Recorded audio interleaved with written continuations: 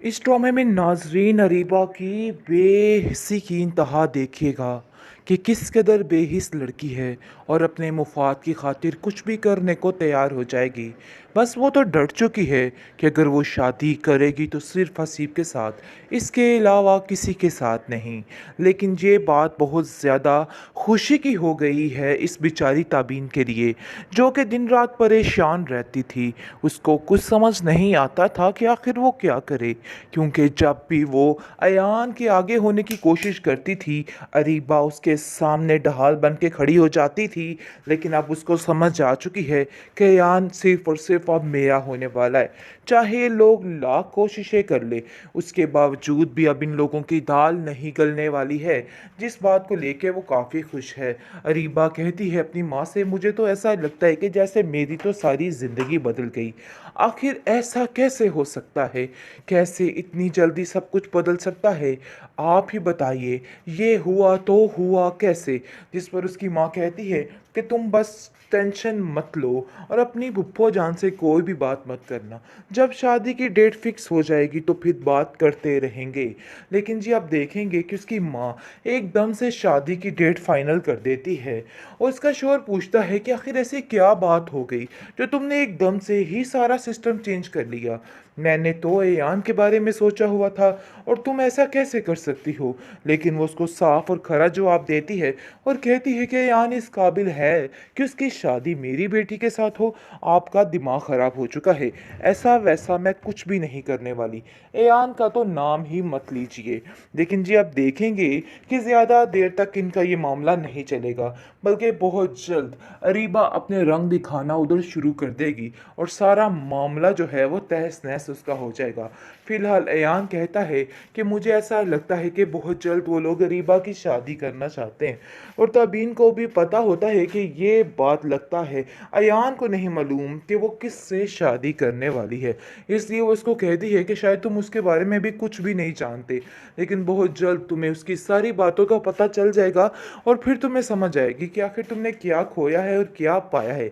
लेकिन अयान जी बहुत खुश है इसी धुन में कि अरीबा ने इस बारे में अपनी माँ से बात कर ली है। आप देखेंगे कि यान की माँ यान को समझाती है कि देखो बेटा, अरीबा बिल्कुल भी तुम्हारे जहन जैसी नहीं है और ना ही तुम्हारी बातों पे आ सकती है। और ये बात तुम अपने जहन में बिठा के रखना, वो कभी किसी की सगी नहीं हो सकती। लेकिन शायद तुम्हें इन बातों की समझ ही नहीं आ रही है। अपने दिमाग को दुरुस्त करने की कोशिश करो और अभी भी आंखें खोलने की कोशिश करो। आप देखेंगे कि बार बार एक ही दफ़ा शहरयार के बारे में ताबिन को समझाने की कोशिश कर रहा है यान, और कहता है कि तुम नहीं जानती हो कि वाकई वो कितना अच्छा और मुखलिस लड़का है। अगर तुम उधर चलेगी तो तुम्हारी सारी ज़िंदगी ठीक हो जाएगी। जिस पर तबीन साफ साफ उसको मना कर देती है और कहती है कि आइंदा से कभी भी इस बारे में बात मत करना, क्योंकि मैं अब ये बात बिल्कुल भी पसंद नहीं करूँगी। जिस पर वो खामोश हो जाता है। लेकिन वो बेचारा ये नहीं जानता कि उसकी अपनी ज़िंदगी ही तबाह होने वाली है और सब कुछ ख़त्म होने वाला है, क्योंकि वो तो किसी और ही धुन में लपका हुआ है। लेकिन वो ये नहीं जानता कि आखिर अरीबा करना क्या चाहती है और क्या कर रही है। इस बात का तो उस बेचारे को बिल्कुल भी अंदाज़ा नहीं है और वो इसकी झूठी बातों में आकर अपने पता नहीं क्या क्या जहन पे जहन बनाता जा रहा है। लेकिन जी आप देखेंगे कि जब अरीबा से जान छूटेगी फिर जाकर समझ आएगी इस बंदे को और इसको पता चलेगा कि तबीन कितनी अच्छी लड़की है और इसने क्या क्या फ़ैसले गलत कर डाले हैं। फिर जाकर सारा कुछ सामने आ जाएगा और हर चीज़ खुलकर सामने आएगी। फिर अंदाज़ा खुद ही हो जाएगा। इस ड्रामे में नाजरीन अरीबा की बेहिस्सी की इंतहा देखिएगा कि किस कदर बेहिस लड़की है और अपने मुफाद की खातिर कुछ भी करने को तैयार हो जाएगी। बस वो तो डर चुकी है कि अगर वो शादी करेगी तो सिर्फ हसीब के साथ, इसके अलावा किसी के साथ नहीं। लेकिन ये बात बहुत ज़्यादा खुशी की हो गई है इस बेचारी ताबीन के लिए, जो कि दिन रात परेशान रहती थी। उसको कुछ समझ नहीं आता था कि आखिर वो क्या करे, क्योंकि जब भी वो अयान के आगे होने की कोशिश करती थी, अरीबा उसके सामने ढाल बन के खड़ी हो जाती थी। लेकिन अब उसको समझ आ चुकी है कि अयान सिर्फ और सिर्फ सिर्फ अब मेरा होने वाला है। चाहे लोग लाख कोशिशें कर ले, उसके बावजूद भी अब इन लोगों की दाल नहीं गलने वाली है। जिस बात को लेके वो काफ़ी खुश है।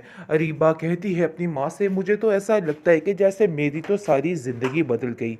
आखिर ऐसा कैसे हो सकता है? कैसे इतनी जल्दी सब कुछ बदल सकता है?